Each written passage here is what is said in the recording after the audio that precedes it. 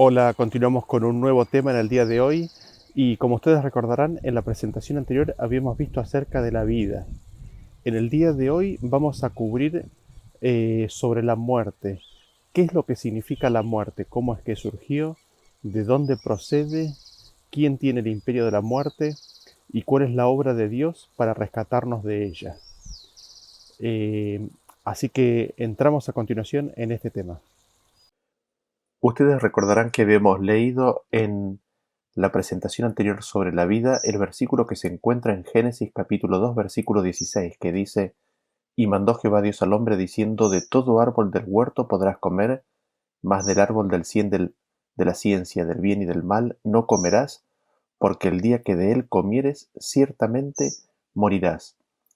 Y aquí tenemos a Adán siendo creado y recién recibiendo la vida, y Dios da la vida para que se la viva, para que se la tenga. Sin embargo, se le dice, se le cuenta, se le advierte de que no coma de ese árbol específico, porque el día que de él comiere, ciertamente moriría.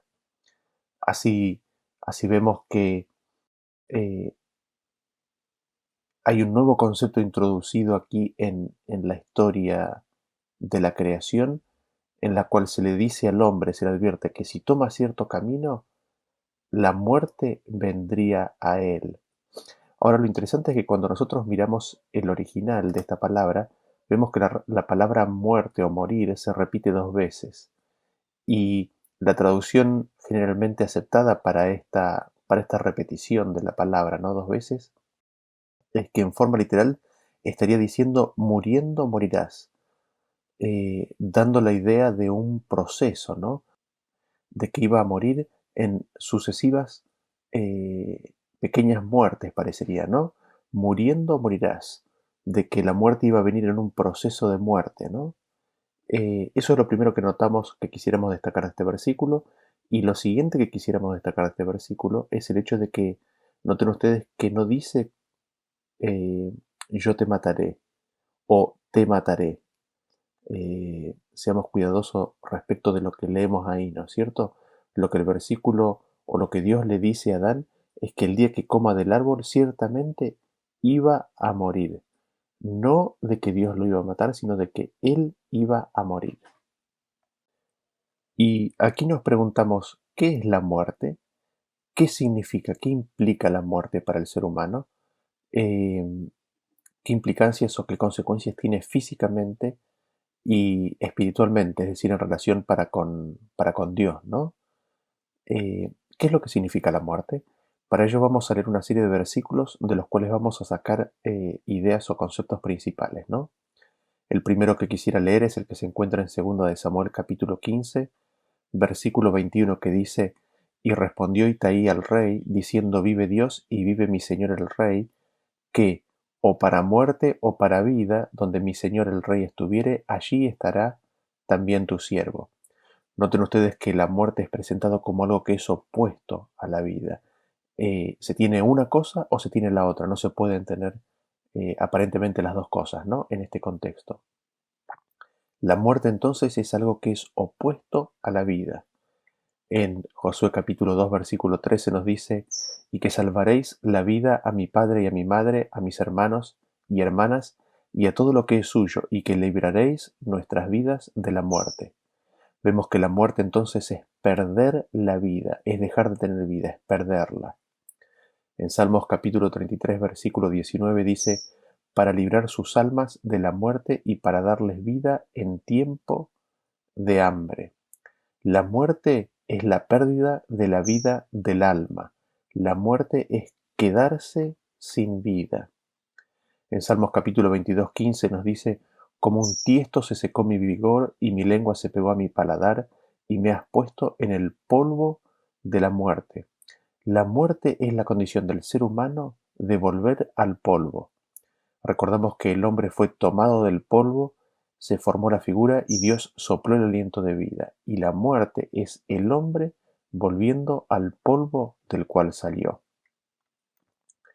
En Eclesiastés capítulo 8, versículo 8 nos dice: No hay hombre que tenga potestad sobre el espíritu para retener el espíritu, ni potestad sobre el día de la muerte, y no valen armas en tal guerra, ni la impiedad librará al que la posee. La muerte, vemos entonces, es el no poder retener el espíritu. El espíritu vuelve a Dios quien lo dio. El espíritu departe del cuerpo o sale del cuerpo en la muerte. Y lo otro que dice es que no hay nadie que pueda librar, no hay nadie que pueda escapar de este proceso. No hay armas, no hay impiedad, no hay nada que pueda librar al hombre en el día de la muerte de que su espíritu salga de su cuerpo, salga de él y vuelva al polvo. Y ahora brevemente vamos a leer qué es lo que sucede con ese espíritu, ¿no? ¿Qué es lo que pasa con el hombre? En Job capítulo 10, 18 nos dice: ¿Por qué me sacaste de la matriz? Hubiera yo expirado y ningún ojo me habría visto. Fuera como si nunca hubiera existido, llevado del vientre a la sepultura. ¿No son pocos mis días? Cesa, pues, y déjame para que me consuele un poco, antes que vaya para no volver a la tierra de tinieblas y de sombra de muerte, tierra de oscuridad, lóbrega, como sombra de muerte y sin orden, y cuya luz es como densas tinieblas.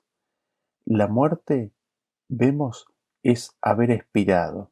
La muerte es el estado en el cual es como si uno nunca hubiese existido. Nos dice que de la muerte no se vuelve, es una tierra de tinieblas, de sombra, de muerte. Es una tierra de oscuridad, es una tierra lóbrega. Hay sombra de muerte y está sin orden. La luz es densas tinieblas en esta tierra de muerte. Leemos en Salmos 49, 17 que dice: Pero cuando muera no llevará nada ni descenderá tras él su gloria. En la muerte el hombre no lleva absolutamente nada, ni siquiera la gloria. En Job capítulo 7, versículo 15 nos dice: Y así mi alma tuvo por mejor la estrangulación y quiso la muerte más que mis huesos. Vemos así, en confirmación con lo que habíamos dicho antes, de que el hombre vuelve al polvo, de que la muerte es la pérdida de los huesos. En Ruth capítulo 1, 17 nos dice: Donde tú murieres, moriré yo, y allí seré sepultada. Así me haga Jehová, y aún me añada, que sólo la muerte hará separación entre nosotras dos. La muerte es separación. La muerte es una separación con los vivos, del cual no hay comunicación entre ellos, no hay comunicación posible. En Eclesiastés capítulo 9, versículo 10 nos dice: Todo lo que te viniera a la mano para hacer, hazlo según tus fuerzas, porque en el Seol a donde vas no hay obra, ni trabajo, ni ciencia, ni sabiduría. En el Seol, en la muerte, no hay obra alguna que el hombre haga, no hay trabajo alguno que el hombre haga, no hay ciencia, no hay sabiduría, no hay conciencia de existencia.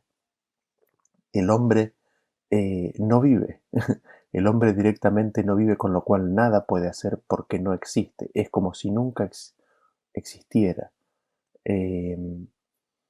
Y eso es básicamente lo que sucede cuando el espíritu vuelve a Dios que lo dio, ¿no es cierto? Al perder, eh, al perder la vida, el hombre pierde su conciencia de existencia y no hay absolutamente nada que pueda hacer. En Salmos capítulo 6, versículo 5 nos dice: Porque en la muerte no hay memoria de ti, en el Seol, ¿quién te alabará? En la muerte no se recuerda al Señor, no hay memoria, no se le alaba ni tampoco se puede alabarle. La muerte vemos que es el Seol mismo, ¿no? En Isaías capítulo 38, versículo 18 nos dice: Porque el Seol no te exaltará ni te alabará la muerte, ni los que descienden al sepulcro esperarán tu verdad. El que vive, éste te dará alabanza, como yo hoy. El Padre hará notoria tu verdad a los hijos. En el Seol, en la muerte, no se alaba a Dios. Los que descienden al sepulcro no pueden esperar en la verdad de Dios.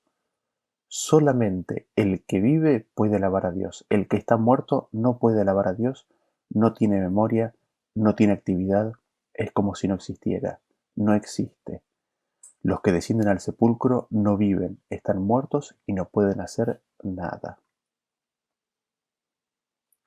Esa es la condición del hombre al descender al sepulcro, al descender al Seol. Esa es la condición del hombre al morir. Deja de ser, pierde la vida. Habiendo visto estos versículos, nos preguntamos, ¿de dónde viene la muerte? ¿Cómo es que se introdujo la muerte en el ser humano? Sí, recién leímos el versículo que Dios le advertía a Adán, de cierto que el día que comieres de él morirás, pero ¿cómo es que actúa? ¿Cómo es que actúa la muerte y de dónde viene específicamente?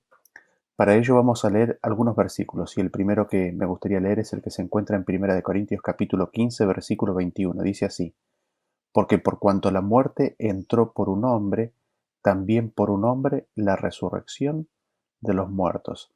Noten ustedes que nos dice que por un hombre entró la muerte. Este hombre al cual se hace referencia es Adán. Y lo otro que nos está diciendo que así como por la muerte, lo otro que nos está diciendo es que así como la muerte entró por un hombre, por Adán, por otro hombre, entró la resurrección de los muertos. Este es Jesús, ¿no es cierto? Entonces ahí vemos que la muerte se introdujo en la raza humana por causa de un hombre que la ingresó, por Adán. Leamos el siguiente versículo que se encuentra en Romanos capítulo 5 y vamos a leer a partir del versículo 12. Dice así: Por tanto, como el pecado entró en el mundo por un hombre y por el pecado la muerte, así la muerte pasó a todos los hombres, por cuanto todos pecaron. Pues antes de la ley había pecado en el mundo, pero donde no hay ley no se inculpa de pecado. No obstante, reinó la muerte desde Adán hasta Moisés, aun en los que no pecaron a la manera de la transgresión de Adán, el cual es figura del que había de venir. Sigo en el 17. Pues si por la transgresión de uno solo reinó la muerte, mucho más reinarán en vida por uno solo, Jesucristo, los que reciben la abundancia de la gracia y del don de la justicia. Así que como por la transgresión de uno vino la condenación a todos los hombres, de la misma manera por la justicia de uno vino a todos los hombres la justificación de vida. Porque así como por la desobediencia de un hombre los muchos fueron constituidos pecadores, así también por la obediencia de uno los muchos serán constituidos justos. Pero la ley se introdujo para que el pecado abundase, mas cuando el pecado abundó, sobreabundó la gracia, para que así como el pecado reinó para muerte, así también la gracia reine por la justicia para vida eterna mediante Jesucristo, Señor nuestro. ¿Qué es lo que notamos en estos versículos que me gustaría destacar en este momento? En primer lugar nos dice, como habíamos leído en el versículo anterior, de que el pecado ingresó en el mundo por un hombre y está haciendo referencia a Adán, ¿no es cierto? La muerte ingresó en el mundo por el pecado. Es decir, notemos la secuencia, ¿no? Es el pecado lo que ingresa en el mundo y habiendo ingresado el pecado trae consigo ¿qué cosa? La muerte. Y vemos así una secuencia, ¿no? El hombre trae el pecado y el pecado trae consigo la muerte. Lo otro que notamos es de que el versículo nos dice que eh, así como Adán pecó y el pecado de Adán eh, trajo la muerte, esto se traslada al resto de la humanidad, ¿no? ¿En qué sentido? Nos dice de que el pecado también ingresó en el resto del mundo, ¿no? Porque nos dice así, la muerte pasó a todos los hombres por cuanto todos pecaron. De Adán el pecado pasó a todo el mundo, a todos los hombres. Todos los hombres pecan y los hombres al pecar, consecuentemente, también mueren. En ese sentido no hay una idea como si fuera de un pecado original y de que la culpa de Adán cae sobre todos los hombres. No, sino que lo que vemos es que Adán peca y traslada ese pecado al resto de la humanidad. Y porque todos los hombres pecaron, los hombres mueren. Ahora, habiendo pasado el pecado a todo el mundo, consecuentemente todo el mundo muere. Así reinó la muerte desde Adán. En ese sentido es interesante la comparación que hace este versículo, ¿no? Entre la transgresión de Adán y la vida de Jesús. Nosotros vemos que por la transgresión de Adán reinó la muerte, sin embargo, reinarán en vida por Jesús quienes reciban gracia y justicia. Por otro lado, tenemos que por la transgresión de Adán vino condenación. Sin embargo, por la justicia de Cristo vino justificación de vida. Lo otro que notamos es que por la desobediencia de Adán muchos fueron hechos pecadores. Sin embargo, por la obediencia de uno, de Jesús, muchos serán constituidos justos. Vemos que en Adán abunda el pecado, y esto es por obra de la ley, y así en toda la humanidad. El pecado ya está, pero se introduce la ley y ese manifiesto revela el pecado. Sin embargo, en la vida de Jesús sobreabunda gracia por la justicia. Y vemos que en la transgresión de Adán, el pecado reina para muerte, y en la transgresión del resto de los hombres, en la desobediencia del resto de la humanidad, el pecado reina para muerte. Sin embargo, la gracia reina por la justicia para vida eterna mediante Jesucristo. Así podemos ver claramente la fuente, ¿no?, de cada una de estas circunstancias. Es de Adán la transgresión. A causa de la transgresión, la muerte. Por la transgresión vino la condenación, pero todo esto viene de Adán. Por la desobediencia de Adán, muchos son constituidos pecadores. Abunda el pecado por Adán y al abundar el pecado, abunda la muerte. Reina la muerte por causa del pecado. Sin embargo, Jesús viene y trae un nuevo orden de cosas.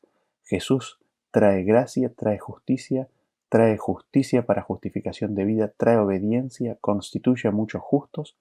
En Cristo y por Cristo sobreabunda la gracia por la justicia y la gracia reina para vida eterna. Noten ustedes bien claramente cómo se hace una distinción, ¿no es cierto? ¿Quién trae qué cosa? El otro versículo que quería compartir con ustedes se encuentra en Romanos capítulo 7, versículo 5, que dice así: porque mientras estábamos en la carne, las pasiones pecaminosas que eran por la ley obraban en nuestros miembros llevando fruto para muerte.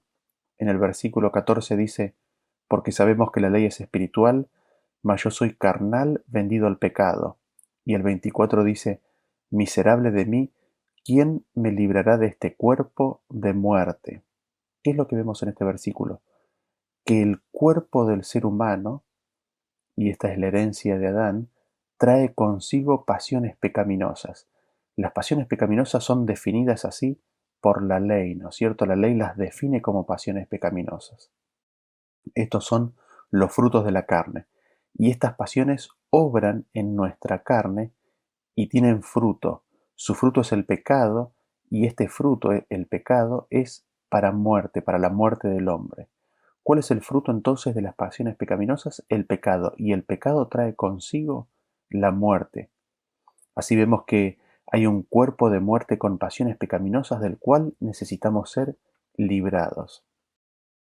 En Santiago capítulo 1 versículo 15 nos dice: entonces la concupiscencia, después de que ha concebido, da a luz el pecado, y el pecado, siendo consumado, da a luz la muerte. Noten ustedes exactamente el proceso, ¿no? La concupiscencia son las pasiones pecaminosas de las cuales leímos recién. Cuando éstas son concebidas, son estas pasiones que están en el ser, en el alma, las que dan a luz el pecado. Y el pecado, cuando es consumado, da a luz la muerte. La muerte es un producto, es un fruto del pecado. Leamos ahora en Romanos capítulo 6, a partir del versículo 6 en adelante, que dice: ¿no sabéis que si os sometéis a alguien como esclavos para obedecerle, sois esclavos de aquel a quien obedecéis, sea del pecado para muerte, o sea de la obediencia para justicia? Sigo en el 20. Porque cuando erais esclavos del pecado, erais libres acerca de la justicia. Pero ¿qué fruto teníais de aquellas cosas de las cuales ahora os avergonzáis? Porque el fin de ellas es muerte. Mas ahora que habéis sido libertados del pecado y hechos siervos de Dios, tenéis por vuestro fruto la santificación y como fin la vida eterna, porque la paga del pecado es muerte, mas la dádiva de Dios es vida eterna en Cristo Jesús, Señor nuestro. Noten ustedes lo que nos dice este versículo, de que cuando somos esclavos del pecado, es para muerte. Y que cuando somos esclavos del pecado tenemos fruto que es vergonzoso, ¿no? Son esas pasiones pecaminosas de las cuales leímos recién. Y este fruto vergonzoso, o el fin de estas acciones, es la muerte. Pero una vez que somos liberados del pecado, venimos a ser siervos de Dios, teniendo como fruto la santificación, cuyo fin es la vida eterna. Ahora, noten ustedes que nos dice que la paga del pecado es muerte, es decir, es el pecado el que paga, el que trae, el que da la muerte al ser humano. ¿Quién es el que paga? ¿Quién es el que da muerte al hombre? Es el pecado. ¿De dónde sale la muerte? Sale del pecado. El siguiente versículo que quería leer es el de 1 de Corintios capítulo 15, versículo 56, que dice, ya que el aguijón de la muerte es el pecado y el poder del pecado, la ley. Esto nos recuerda o me trae a la memoria un escorpión, ¿no es cierto? El escorpión tiene un aguijón por medio del cual inyecta su veneno en la víctima, que muchas veces es mortal. El apóstol evidentemente trae una imagen o trae esta imagen para explicarnos cómo es la relación entre el pecado y la muerte, ¿no? Nos dice que el aguijón de la muerte es el pecado. El pecado inyecta la muerte en el ser. Lo otro que leemos es de que el poder del pecado está en la ley. Eso lo vamos a cubrir en un poco más de detalle a la brevedad. Sin embargo, noten ustedes de que eh, el aguijón de la muerte es el pecado. El pecado inyecta la muerte en el ser. En Salmos capítulo 7, versículo 2 en adelante tenemos un poco una muestra de esto, ¿no? Nos dice así, si no se arrepiente, él afilará su espada, armado tiene ya su arco, y los ha preparado. Asimismo ha preparado armas de muerte, y ha labrado saetas ardientes. He aquí, el impío concibió la maldad, se preñó de iniquidad, y dio a luz engaño. Pozo ha cavado y lo ha ahondado, y en el hoyo que hizo caerá. Su iniquidad volverá sobre su cabeza, y su agravio caerá sobre su propia coronilla. Noten ustedes que la muerte tiene armas. Es el hoyo que hizo el impío, la iniquidad que él concibió, que él diseñó, su propio agravio, son las armas de la muerte. La maldad, la iniquidad del impío son las armas de su misma muerte. Es decir, es su misma iniquidad, es su propia maldad lo que mata al impío, es su propio pecado.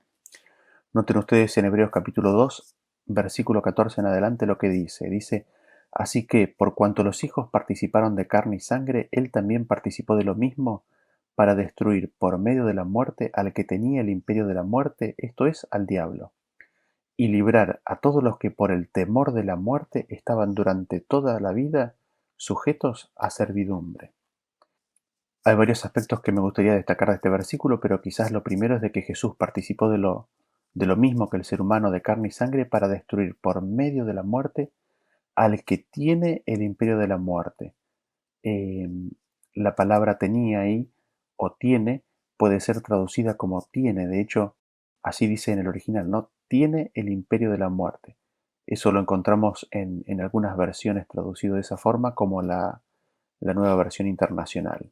Entonces nosotros vemos que el diablo tiene el imperio de la muerte y Cristo participó de carne y sangre, se encarnó con dos propósitos primariamente. En primer lugar, destruir al diablo, y esto lo hace por medio de su muerte. En segundo lugar, Cristo se encarnó para librar a los que por temor a la muerte estaban toda la vida sujetos a servidumbre. Vemos así entonces que la muerte de Cristo destruye al diablo. Vemos que la muerte de Cristo redime, libra del temor de la muerte. Sin embargo, me gustaría que ustedes presten atención a este detalle. ¿Quién es el que tiene el poder de la muerte? Es el diablo. ¿Quién es el que tiene el imperio de la muerte? Es el diablo. ¿En quién está el dominio de la muerte? es en el diablo, y esto lo logra haciendo pecar al ser humano. Recapitulemos un poco lo que venimos diciendo. Vimos que el pecado entró por un hombre, por Adán. Habiendo Adán pecado, el pecado se trasladó al resto de la humanidad, y el pecado trae consigo la muerte, porque todos pecaron, entonces todos mueren. Vimos que la muerte consiste en la pérdida de la vida, en la pérdida de la conciencia de existencia, en la oscuridad, no hay luz, es el no existir, es descender al sepulcro. Y dentro de esto no podemos dejar de recordar la condición del hombre, ¿no? Porque Dios le dijo a Adán: el día que de él comieres, del fruto comieres, ciertamente morirás. Sin embargo, Adán no murió ese día. Y nosotros leemos al respecto en Hechos capítulo 17, versículo 24, que nos dice así, ¿no? El Dios que hizo el mundo y todas las cosas que en él hay, siendo Señor del cielo y de la tierra, no habita en templos hechos por manos humanas, ni es honrado por manos de hombres como si necesitase de algo, pues Él es quien da a todos vida y aliento y todas las cosas, y de una sangre ha hecho todo el linaje de los hombres para que habiten sobre toda la faz de la tierra, y les ha prefijado el orden de los tiempos y los límites de su habitación, para que busquen a Dios, si en alguna manera palpando puedan hallarle, aunque ciertamente no está lejos de cada uno de nosotros. ¿Qué es lo que notamos? Es de que Dios da vida y aliento a todos los hombres. El hombre hubiese muerto con su pecado en forma inmediata. Sin embargo, Dios mantiene con vida. Dios le da al hombre a cada instante su respiración, le da el hálito de vida, lo mantiene vivo. Ahí nosotros vemos de que no hay vida inherente en el hombre, sino que Dios le da al hombre vida a cada instante con una finalidad, con la finalidad de que encuentre a Dios, de que busque a Dios. Y habiendo pecado el hombre está en pecado, y todos los hombres al estar en pecado traen consigo y llevan consigo el fruto del pecado, de que es la muerte. Pero ese fruto no está manifiesto en forma inmediata en el ser humano. De hecho, el versículo dice que la maldad del hombre se acrecienta porque no se manifiesta en forma inmediata el castigo, ¿no? Y en ese sentido, cada instante, cada momento que nosotros tenemos de esta vida es un regalo que Dios nos da. ¿Para qué? Para que lo encontremos, para que le busquemos, lo encontremos, lo palpemos, podamos llegar a conocerle y salir de esta situación en la cual estamos. Dios le da vida al hombre para que lo busque, para que lo encuentre. Dios pone delante del hombre el camino de la vida, le da la opción de elegirlo a él para que tenga vida, para que viva, para que no siga en ese camino de muerte, para que no siga en ese estado de muerte aunque esté vivo. ¿Por qué? Porque el pecado que mora en él le dará muerte finalmente. En ese sentido, Dios pone camino de vida delante de cada ser humano. Sin embargo, el hombre está en un estado pecaminoso, ¿no? Y en Proverbios 14:12 nos dice: hay camino que al hombre le parece derecho, pero su fin es camino de muerte. El hombre en su condición pecaminosa piensa que, o considera de que cierto camino puede llegar o llevar a la vida. Sin embargo, nos dice de que hay camino que al hombre le parece derecho, sin embargo, el final, el destino, es camino de muerte. Sin embargo, Dios nos dice en Deuteronomio capítulo 23, 15 en adelante: mira, yo he puesto delante de ti hoy la vida y el bien, la muerte y el mal. En el 19 nos dice: a los cielos y a la tierra llamo por testigos hoy contra vosotros que os he puesto delante la vida y la muerte, la bendición y la maldición.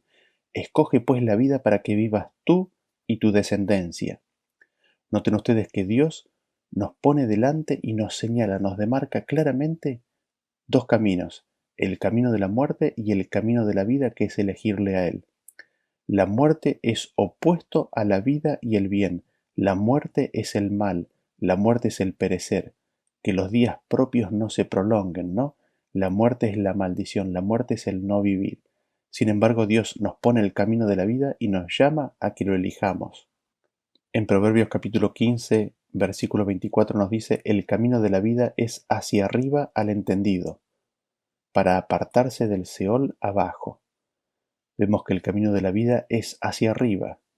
El camino de la vida es apartarse del Seol. En cambio, el camino de la muerte es hacia abajo y es en dirección opuesta a la vida. En Proverbios capítulo 8, versículo 36 nos dice, mas el que peca contra mí defrauda su alma. Todos los que me aborrecen aman la muerte. Ustedes recordarán que el capítulo 8 está hablando sobre la sabiduría, sobre Cristo, y nos dice que el que peca contra la sabiduría defrauda, engaña su propia alma, su propia vida. Los que aborrecen la sabiduría, los que aborrecen a Cristo, en realidad aman la muerte. En Proverbios capítulo 13, versículo 14 nos dice, la ley del sabio es manantial de vida para apartarse de los lazos de la muerte. En Proverbios 14, 27 nos dice, el temor de Jehová es manantial de vida para apartarse de los lazos de la muerte. La ley de Dios, el temor de Jehová, es manantial de vida que aparta, que saca al alma de los lazos de la muerte. Y así vemos cómo se nos van presentando el camino de la vida, ¿no? Y de lo que implica tomar el camino de la muerte, lo que implica tomar otro camino, rechazar la dirección de Dios, rechazar la sabiduría de Dios, rechazar a Cristo, implica, conlleva la muerte. En Proverbios capítulo 11, versículo 19 nos dice, como la justicia conduce a la vida, así el que sigue el mal lo hace para su muerte. La justicia conduce a la vida, la justicia de Dios lleva a la vida. Sin embargo, el mal conduce a la muerte. Así nos quedan claramente delineados estos dos caminos, ¿no? El camino de la vida y el camino de la muerte. Y leemos en Ezequiel capítulo 18 a partir del versículo 21 que dice, mas el impío si se apartare de todos sus pecados que hizo y guardare todos mis estatutos, e hiciere según el derecho y la justicia, de cierto vivirá, no morirá. El 23 dice, ¿quiero yo la muerte del impío? Dice Jehová el Señor, ¿no vivirá si se apartare de sus caminos? Mas si el justo se apartare de su justicia y cometiere maldad e hiciere conforme a todas las abominaciones que el impío hizo, ¿vivirá él? Ninguna de las justicias que hizo le serán tenidas en cuenta. Por su rebelión con que prevaricó y por el pecado que cometió, por ello morirá. El 30 dice, por tanto yo juzgaré a cada uno según sus caminos, oh casa de Israel, dice Jehová el Señor. Convertíos y apartaos de todas vuestras transgresiones, y no os será la iniquidad causa de ruina. Echad de vosotros todas vuestras transgresiones con que habéis pecado, y haceos un corazón nuevo y un espíritu nuevo. ¿Por qué moriréis, casa de Israel? Porque no quiero la muerte del que muere, dice Jehová el Señor. Convertíos pues y viviréis. Noten ustedes lo que nos dicen estos versículos. En primer lugar, Dios no quiere la muerte del impío. El impío muere por sus pecados. El justo vive por su justicia. Noten ustedes este punto que es importante, ¿no? El impío muere por sus pecados y el justo vivirá por su justicia, ¿no? Y lo otro que destacamos dentro de este concepto, ¿no? Dice que la iniquidad es la causa de la ruina. La iniquidad es la causa de la ruina del ser humano, de la muerte en definitiva del ser humano, ¿no? Y nos preguntamos, ¿no? ¿Cómo es que Dios hace esta obra, ¿no? De salvar al ser humano? Porque nos dice que el hombre tiene que hacerse de un corazón nuevo, tiene que hacerse de un espíritu nuevo. Nosotros sabemos que es Dios el que da un corazón nuevo, nosotros sabemos de que es Dios el que da un espíritu nuevo. Pero nos preguntamos, ¿cómo convence, cómo trae al pecador a aceptarle? ¿Cómo es que hace esa obra de convencer al ser humano de que elija el camino de la vida? Tenemos en primer lugar, como una respuesta inicial, la vida de Cristo y su sacrificio, sí. Pero, paralelo a eso, tenemos otro aspecto que quisiéramos destacar a continuación. ¿Cómo es esta obra entonces que Dios hace para llevar al hombre a tomar, a elegir el camino de la vida? Me gustaría leer dos versículos al respecto inicialmente. En 1 de Samuel capítulo 2 versículo 6 dice, Jehová mata y él da vida, él hace descender al Seol y hace subir. Noten ustedes qué interesante, ¿no? Nos dice que Dios mata y él da vida. Noten ustedes que están las dos cosas juntas, ¿no? Mata y da vida, no es solo una, sino que vienen las dos juntas, él mata y da vida.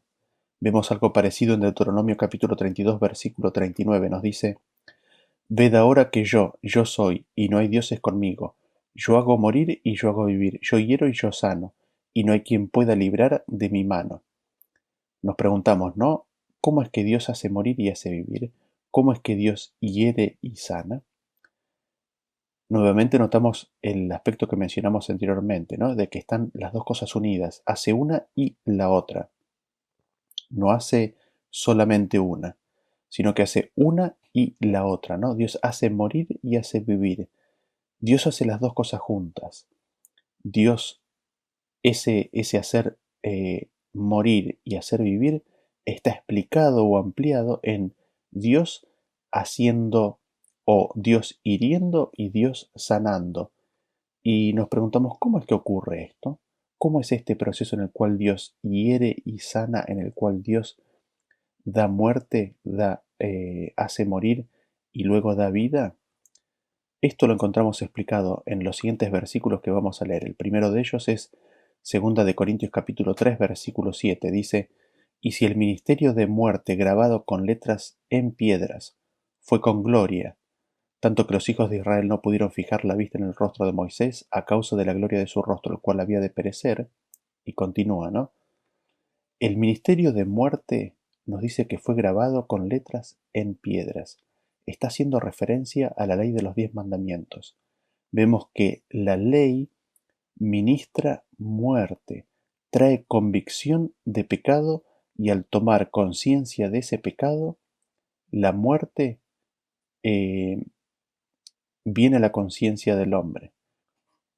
Nosotros hemos cubierto la administración de muerte en esta serie y en la serie del Pacto Eterno. Los invitamos a revisitar esos videos para recordar este concepto, ¿no?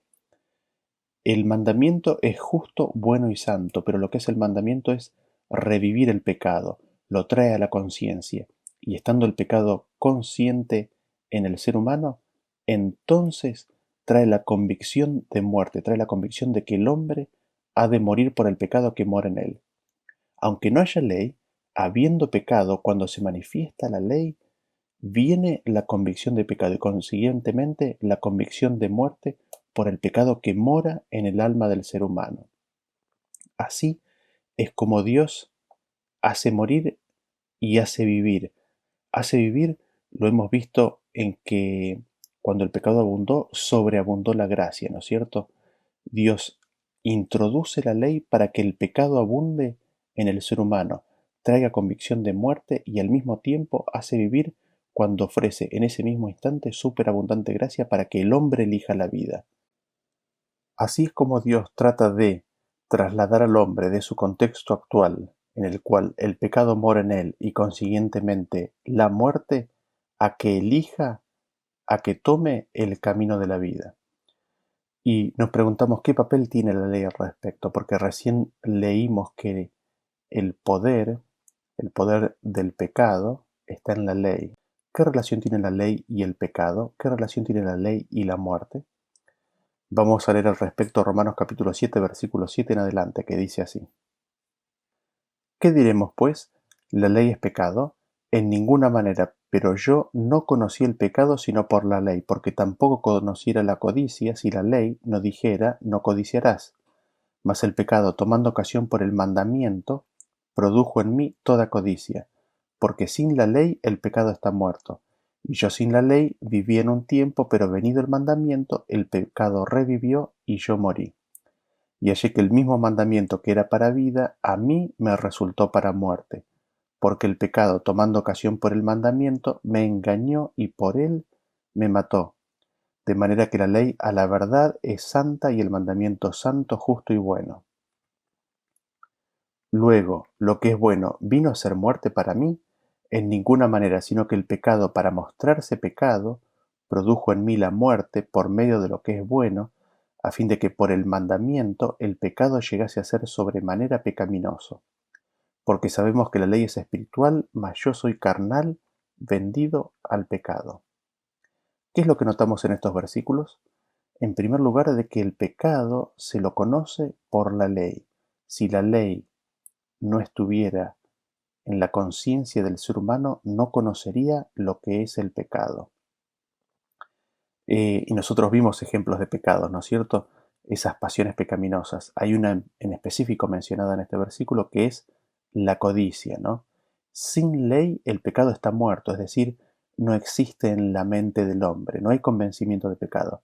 Se vive sin la ley por un tiempo. Sin embargo, nos dice que cuando ingresa la ley, el pecado revive. ¿Por qué revive? Porque al ingresar la ley nosotros tomamos conciencia del pecado que mora en mí. Y existiendo esa conciencia ahora, nos dice que yo muero. ¿Por qué?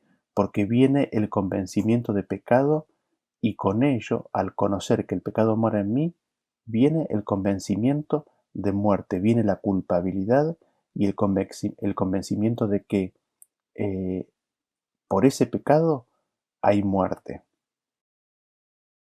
Ahora, este mandamiento que nos es dado era para vida. Es para nuestra vida.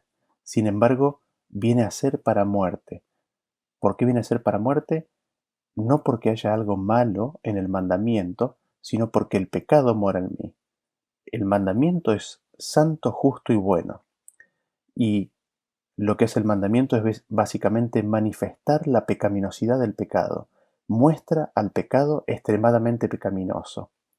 El pecado, mostrándose pecado, produce muerte por la revelación, por la toma del conocimiento de la ley de Dios. Así es como el pecado viene a ser sobremanera pecaminoso. Así es como Dios trata de salvar al hombre. Así es como Dios trata de que el hombre tome el camino de la vida. ¿Cómo lo hace? Mostrándole su pecado y convenciéndolo de que ese pecado trae la muerte, instándolo a elegir la vida. Entonces, ocurriendo este convencimiento, ¿qué es lo que sucede? Lo vemos en Salmos capítulo 107 a partir del versículo 10. Nos dice así: algunos moraban en tinieblas y sombras de muerte, aprisionados en aflicción y en hierros, por cuanto fueron rebeldes a la palabra de Jehová y aborrecieron el consejo del Altísimo. Por eso quebrantó con el trabajo sus corazones, cayeron y no hubo quien los ayudase. Luego que clamaron a Jehová en su angustia, los libró de sus aflicciones, los sacó de las tinieblas y de la sombra de muerte y rompió sus prisiones. Aquí vemos descrita la condición del hombre en su estado natural. El hombre está en pecado. El pecado trae muerte, por lo cual el hombre, aunque tenga vida, aunque el corazón palpite, aunque tenga respiración, está en muerte. ¿Por qué? Porque el pecado mora en él. Y cuando está en esa condición, mora en tinieblas y en sombra de muerte. Sin embargo, Dios envía a su Hijo. Dios envía la ley. ¿Para qué? Para que ese pecado se torne extremadamente pecaminoso, para que el pecado traiga la convicción de pecado y la convicción de la muerte que sobreviene sobre aquel que tiene pecado, e insta, al mismo tiempo que esa ley es introducida, al mismo tiempo que la ley es introducida y abunda el pecado, sobreabunda la gracia, viene la vida de Dios. ¿Para qué? Para que se le elija, para que se tome, para que se acepte el perdón ofrecido y Dios los traiga a la vida, los saque de sombra de muerte y los traiga a la vida. Y nosotros habíamos mencionado en la presentación anterior de que el bautismo es la entrada en la vida. Para entrar a la vida había que bautizarse. ¿Y esto qué significa? ¿Qué significa este bautizarse y qué implica? Lo leemos en Romanos capítulo 6 a partir del versículo 3 que dice: ¿O no sabéis que todos los que hemos sido bautizados en Cristo Jesús hemos sido bautizados en su muerte? Porque somos sepultados juntamente con Él para muerte por el bautismo, a fin de que como Cristo resucitó de los muertos por la gloria del Padre, así también nosotros andemos en vida nueva. Porque si fuimos plantados juntamente con Él en la semejanza de su muerte, así también lo seremos en la de su resurrección, sabiendo esto, que nuestro viejo hombre fue crucificado juntamente con él para que el cuerpo del pecado sea destruido, a fin de que no sirvamos más al pecado. No reine pues, leo en el 12, no reine pues el pecado en vuestro cuerpo mortal, de modo que lo obedezcáis en sus concupiscencias, ni tampoco presentéis vuestros miembros al pecado como instrumentos de iniquidad, sino presentaos vosotros mismos a Dios como vivos de entre los muertos, y vuestros miembros a Dios como instrumentos de justicia, porque el pecado no se enseñoreará de vosotros, pues no estáis bajo la ley, sino bajo la gracia. ¿Qué es lo que notamos en estos versículos? Otra muerte nos es presentada. Es una muerte ¿a qué? A la vida de pecado, a la vida que teníamos cuando estábamos muertos en pecados. Y se nos da el ejemplo de Cristo. Cristo se negó a sí mismo en absolutamente todo. Así nosotros somos invitados a tomar nuestra cruz. Somos invitados a dar muerte a nuestra vida vieja. Y eso es simbolizado por el bautismo. Damos muerte entonces al hombre viejo y estamos crucificados con Cristo. Siendo esto así, no vivo ya yo, sino Cristo vive en mí. Siendo así esto una realidad, el pecado no se enseñorea más de nosotros. El pecado no viene a ser Señor de nuestra vida, sino que ahora el Señor es Cristo. Siendo el Señor Cristo en nuestras vidas, el pecado ya no reina en nuestro cuerpo. Y si el pecado no reina en nuestro cuerpo, entonces tampoco la muerte. Cuando el hombre muere, muere porque tiene un cuerpo mortal a pesar de que el Señor Cristo reine en nuestras vidas, porque el cuerpo de todo hombre es mortal. Ahora, no reinando el pecado en nuestras vidas, no obedecemos a las concupiscencias. Nuestros cuerpos no son instrumentos de iniquidad. Nuestros cuerpos, a pesar de que no son instrumentos de iniquidad, son cuerpos mortales. Aunque el Señor more en nuestros corazones y nosotros hayamos muerto al hombre viejo, nuestro cuerpo sigue mortal hasta el día de la venida del Señor. Y es interesante porque el versículo nos dice de que venimos a ser vivos entre los muertos. Cuando no tenemos a Cristo, estamos muertos en nuestros pecados. Cuando crucificamos al hombre viejo, cuando aceptamos a Cristo, cuando morimos al hombre viejo y nacemos a una nueva vida, cuando entramos en el bautismo, ahí entonces pasamos de muerte a vida. Los que no han pasado este proceso están muertos, aunque respiren y aunque el corazón les palpite. El siguiente versículo que quisiera leer es el de 2 de Corintios capítulo 4 versículo 11 que dice: porque nosotros que vivimos siempre estamos entregados a muerte por causa de Jesús, para que también la vida de Jesús se manifieste en nuestra carne mortal, de manera que la muerte actúa en nosotros y en vosotros la vida. Noten ustedes de que nos dice que estamos entregados a muerte para que la vida de Jesús se manifieste en nuestra carne mortal. A pesar de que tenemos un cuerpo de muerte, si nosotros morimos al yo, si nosotros morimos al viejo hombre, el Señor Cristo puede vivir en nosotros y manifestarse así la vida de Cristo. En nuestra propia carne mortal se puede manifestar la vida de Cristo y el pecado desaparecer de nuestros miembros mortales. Y nos dice que así obra la muerte en nosotros y obra la vida, ¿no? Y nos preguntamos, ¿qué muerte es la que obra en nosotros? Obra la muerte de Cristo. ¿En qué sentido? De que estamos muertos a este mundo, estamos muertos a las pasiones de este mundo, estamos muertos a nuestros propios deseos, a nuestra propia carne. Ya no vivo yo, mas vive Cristo en mí. Y eso responde a la pregunta, ¿no? ¿De qué vida? Estamos muertos a la vida vieja y estamos vivos a la vida de Cristo. Estamos vivos a Cristo, estamos vivos por Cristo y estamos vivos para Cristo, para vivir la vida de Cristo. Por eso el versículo dice, el que busque salvar su vida en este mundo la perderá, mas el que pierda su vida en este mundo por mí la salvará. Este es el proceso mediante el cual Dios hiere y sana, da muerte y da vida, hace morir y hace vivir. Busca que el hombre tome conciencia de su extrema pecaminosidad y de cómo ese pecado que mora en él lo lleva a la muerte. ¿Eso lo hace para qué? Para traer vida y luz, para traer al hombre y ponerlo en el camino de la vida, para darle a Cristo, para darle la vida, para que Cristo more en él y el pecado no reine más. No morando el pecado en el hombre, entonces el hombre viene a vida eterna. ¿Por qué? Porque Cristo mora en él y Cristo es la luz, es la vida del hombre. Al respecto nosotros leemos en Salmos capítulo 68, versículo 20, que nos dice: Dios nuestro Dios ha de salvarnos, y de Jehová el Señor es el librar de la muerte. Noten ustedes que es de Dios el librar, el salvar de la muerte.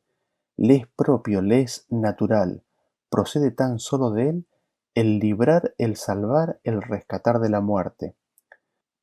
En Isaías capítulo 25, versículo 8 nos dice: Destruirá a la muerte para siempre y enjugará Jehová el Señor toda lágrima de todos los rostros, y quitará la afrenta de su pueblo de toda la tierra, porque Jehová lo ha dicho. Nosotros aquí tenemos la promesa de que Dios va a destruir a la muerte para siempre. En Oseas capítulo 13, versículo 14 nos dice: De la mano del Seol los redimiré, los libraré de la muerte. Oh muerte, yo seré tu muerte y seré tu destrucción, oh Seol, la compasión será escondida de mi vista. Noten ustedes qué preciosa promesa. Dios nos librará de la muerte. Dios nos sacará del sepulcro. Dios será la muerte de la muerte y la destrucción de la muerte.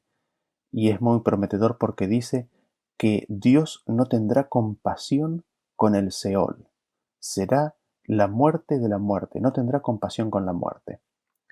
En 1 Corintios capítulo 15, en el versículo 25 nos dice: porque preciso, hablando de Cristo, ¿no?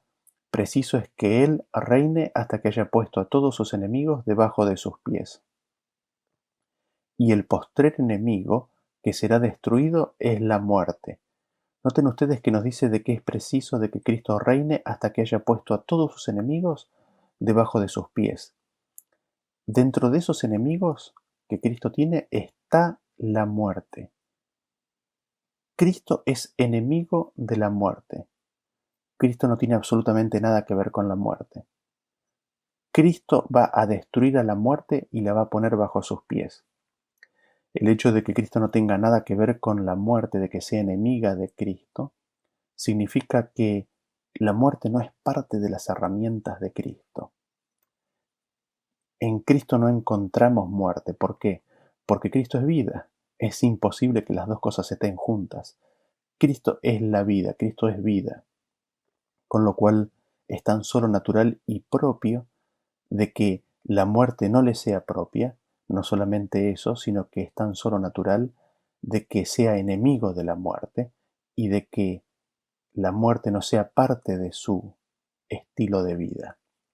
Para Cristo la muerte es un enemigo. La muerte para Cristo es el polo opuesto, es justamente lo contrario a Él. ¿Por qué? Porque Él es vida. Cristo, al ser vida, no hay muerte en Él.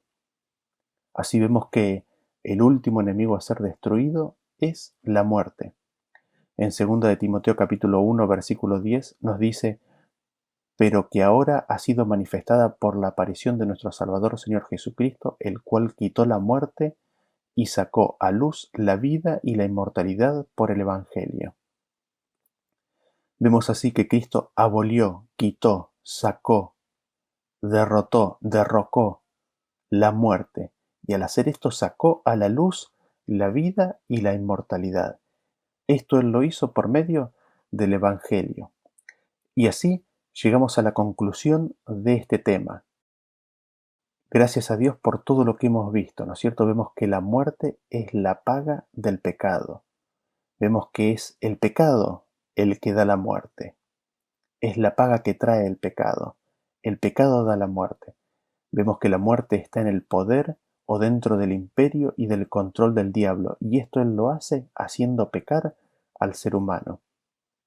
Vemos que el pecado tiene su poder por la ley, porque justamente la ley es buena, justa y santa. Por eso tiene poder, porque la ley, al ser justa, buena y santa, cuando manifiesta, cuando revela el pecado, hace que el pecado engendre muerte. Vemos que la muerte no es de Dios, ni evidentemente forma parte del gobierno de Dios porque es enemiga de Dios. Dios en la lucha contra el diablo y la muerte quitó, abolió la muerte, la condenó a muerte, sacó para el hombre vida, luz e inmortalidad.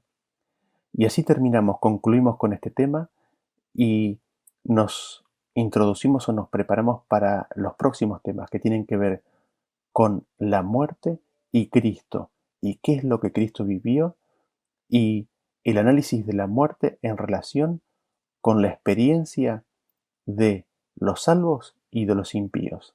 Gracias por escuchar y hasta luego.